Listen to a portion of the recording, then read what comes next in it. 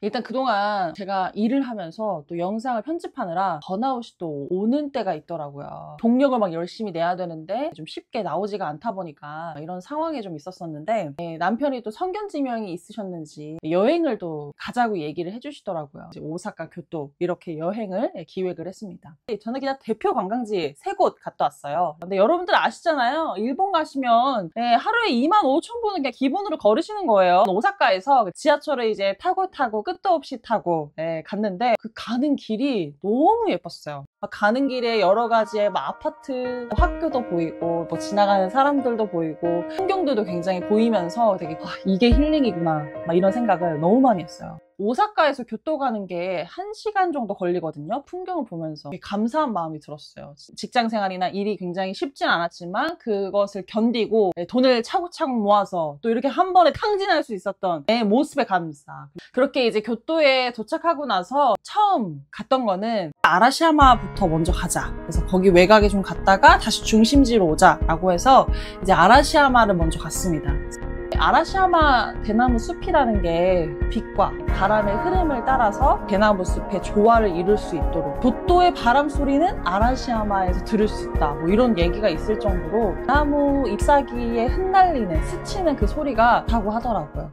굵은 대나무들이 막 떼를 지어서 풀 이루는 광경이었는데 오르막이 굉장히 심하더라고요. 9월의 교토는 아직도 여름이에요. 그래서 28도, 29도 정도? 양산을 안 쓰고 가면은 넋이 나갈 수도 있어요. 굉장한 대나무 숲을 못 봤다 그러시면은 뭐 재밌게 보실 수는 있을 것 같긴 하더라고요. 아라시야마 말고 다른 곳을 추천해드리고 싶어요. 아라시야마에서 나와서 조금 좌측으로 좀 쭉 걸어가다 보면 무슨 다리가 하나 있거든요.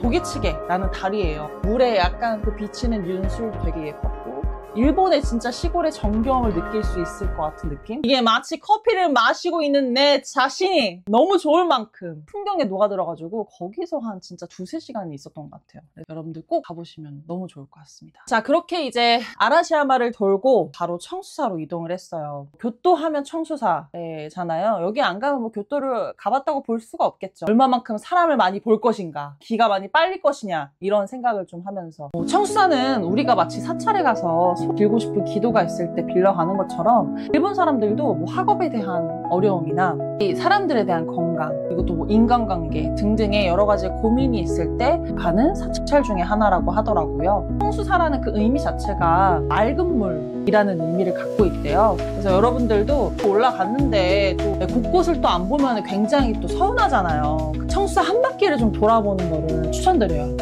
그래서 여러 시각을 다양하게 보면서 사진 찍으시면서 보시면 너무 좋을 것 같아요. 사찰 중간중간마다 한 3곳 정도의 물을 마실 수 있는 공간들이 있다고 하더라고요. 물을 마시면서도 소원을 비는 부분들이 있다고 했습니다. 청수사 본관, 약간 그 쇠고리 같은 봉? 이런 게 있어요. 그 기둥을 막 들려고 막 하시더라고요. 이 기둥을 한 손으로 들으면 소원이 이루어진다 라는 뭐 그런 유래가 있나 봐요. 한 바퀴를 도는 와중에 남편이랑 좀 궁금한 게 하나 있더라고요. 작은 동상들이 이렇게 떼거지로 이렇게 모여져 있더라고요. 일본의 불교에서는 지상보살이라는 의미가 죽은 아이의 기원을 비리는 그런 동상의 의미를 갖고 있다고 합니다. 그리고 이제 그 아이들을 보면 사진 속에 보이는 것처럼 이렇게 빨간색 천을 두르고 있는데 아이들에게 다가올 수 있는 그런 나쁜 재앙을 막아주는 역할을 갖고 있더라고요. 청수사를 한 바퀴 돌고 나면 또 내려올 수 있는 길이 있는데, 그 메인의 거리, 산넨자카라는 그 거리를 통해서 이제 올라왔다고 하시면 내려가실 때는 니넨자카 거리도 있잖아요. 전 니넨자카 거리가 더 좋았던 것 같아요. 진짜 일본의 옛날의 그 거리의 모습이라고 해야 되나? 기념품도 보고, 또 교토 전통적인 그 가옥에 있는 스타벅스도 있더라고요. 천천히 구경하시면서 가면 청수사에서는 한 3시간, 4시간은 기본으로 있지 않았을까 생각은 합니다. 마지막 관광 코스는 여우신사를 갔습니다.